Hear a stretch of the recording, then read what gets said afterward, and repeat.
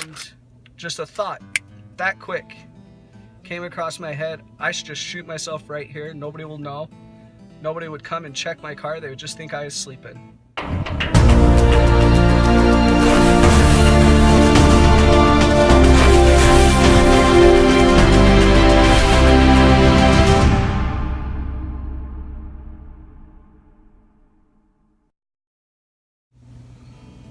Hey guys, welcome back to the Truth series.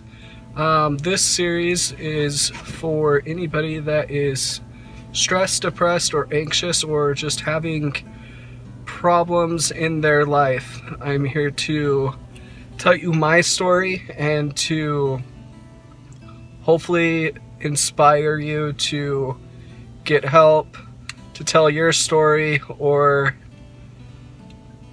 just pretty much just to help.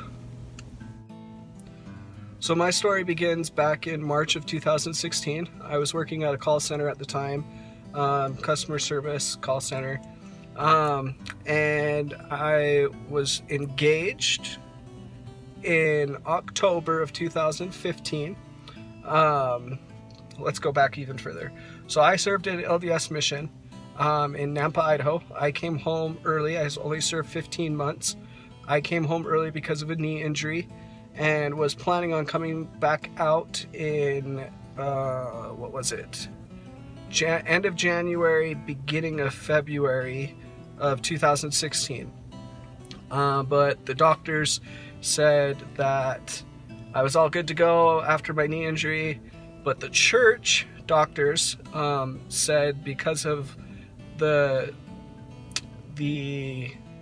way my knee was and the medication that I had to be on for my age wasn't healthy to be out serving a mission with the medication that I was on and had to take for my knee. So I was home, figured I should probably get married, met my wife in January, end of January, in the singles ward. We dated on and off for a little bit, and then we actually broke things off, I think, end of June, and then got back together mid-July, and I proposed to her in October, and we got married January of 2016. So I was recently married in March of 2016. So that was a stressor in my life, just newlyweds, rent, bills, car payment, everything like that. New relationship, getting used to living with my wife 24/7, which was awesome. It was awesome to be able to be with my wife and to be able to talk to her and be with her and not have to say goodbye every night to her like we did when we were dating. So that was a big stressor in my life, just being recently married. And then the call center, there was only like 6 of us in the call center, and so we took a lot of calls, and that was a big stressor as well. And my call center manager, we never really got along. I felt like she was out to get me every time that I was doing something. In March, I'm a big basketball fan, so I watched March Madness, and I was keeping track of March Madness on my computer at work, as well as everybody else was. They were looking at it occasionally. I guess IT was checking my computer and was noticing that I wasn't productive. Also because of the stress in my life and anxiety, I would say. I was a little bit tired. I would never sleep at work, but I did put my feet up on my desk and lay back and act like I was sleeping. I never did sleep though. But with that, with both those situations, I got called into human resources, and my call center manager said, "Hey, we're giving you 2 written warnings for sleeping at your desk and for not being productive at work." Which, with being newly married, with being tired, with my anxiety and my stress in my life, that was kind of the straw on the camel's back for me, and it kind of threw me over the edge. After that, I got the 2 writtens, and I said, this is bull crap, this is BS. I'm not accepting these. I signed the paperwork just to get it over with and ran out of the office and started taking phone calls again. I chatted my friend and my my call center supervisor who was over me, and I said, hey, I can't do this anymore. I can't take calls. It's not fair to the customers. I'm just not emotionally stable right now. So after I did that, he told me that I could go home, and I went home. Actually, I was in the parking lot, and I called my mom, and I said, Mom, I told her the situation, and I said, Mom, I'm really feeling depressed. And she said, what's going on? I told her what's going on. And I said, I don't want to kill myself, but I'm feeling very, very angry at myself. Very angry. And at that point, that's what started my actual diagnosis of depression. We went to the emergency room that day and got a psych eval, and they did diagnose me with depression. Now, fast forward that to about 1.5 years later, November of this year, November 2017, by the way, after that I got fired.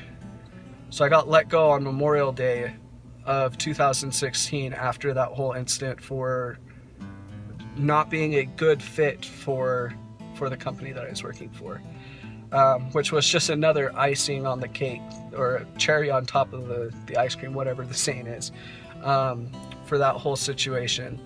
But fast forward 1.5 years later, about November 7th of this year, just of this last month, today's December 7th, so a month ago today, I started school in January. I'm going to Stevens Henniger for medical specialties to become a medical assistant and a pharmacy technician. And so that's a lot of stress right there with school. Plus, in order for me to go to school, I got a new job in July, end of June of last year of 2016, driving for a living, delivering stuff to different hospitals. And I switched my schedule up. So before school, I was working from noon to 9. And in order to go to school, I switched my schedule to work from 3:30 in the morning to noon. And that way I got time to go to school and also to spend some time with my wife, which I really love.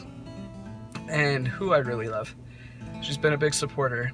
But, so that's a lot of stress. That's a lot of stress right there. So my current schedule back in November, from January 2017 to November 2017, I was sleeping from, I was awake from 3:30 in the morning to noon, would come home, sleep for about an hour, go to the gym for an hour, and then I would go to school early to get homework done because it's a medical class, and the homework was very stressful. And then I'd go to school from 4 to about 8:30, 7, and then I'd come home, get to bed by 9, 9:30, 10, go back to work the next morning at 3 o'clock in the morning.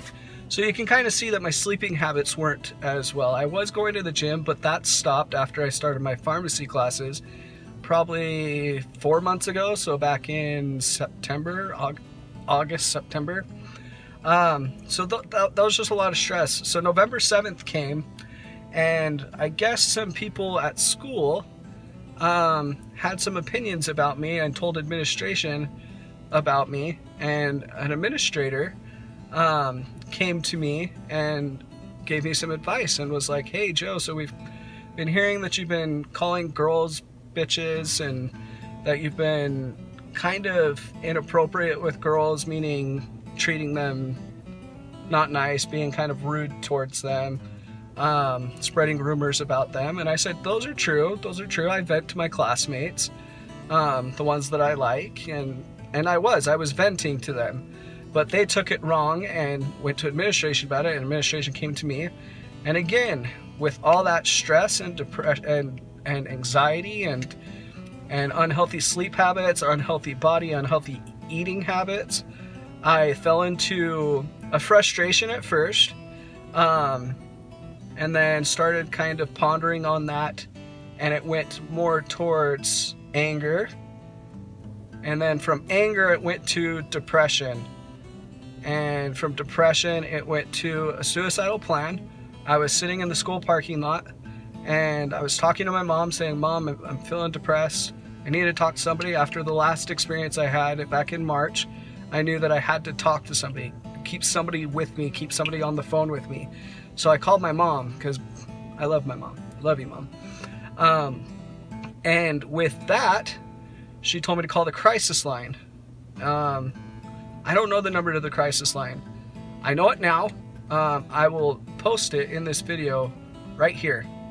I'm going to remind myself to post it right here. So for any of you that are thinking about suicide or just need somebody to talk to about life and stress and anxiety and depression, call this number. I'll put it in the link in the description, and I'll also probably put it in the title of this video. Because that number would have helped me out a lot. On the phone with my mom, I started forming a plan. I have my concealed weapons permit, so I had my gun on me. It's legal in Utah to carry on you in a public school, which it was, and it wasn't posted anywhere. And I had it on me. I had one in the chamber. Previously, I carry one in the chamber at all times. And just a thought that quick came across my head. I should just shoot myself right here. Nobody will know. Nobody would come and check my car. They would just think I was sleeping. And my mom said, that's idiotic, Joe. Don't do that. She said, you need to figure this out. You're an adult, which kind of added on pressure. And I said, I should just shoot myself to get the burden over with. And right then, I took my gun out, unloaded it, took the magazine out, unloaded it, and put it in my console in my truck. And then my mom said, you need to go to the hospital. And I drove myself to the emergency room here in Murray. And from there, in Murray, I actually went to, the emergency room was there from, so this was a period. So administration talked to me at 6 o'clock at night.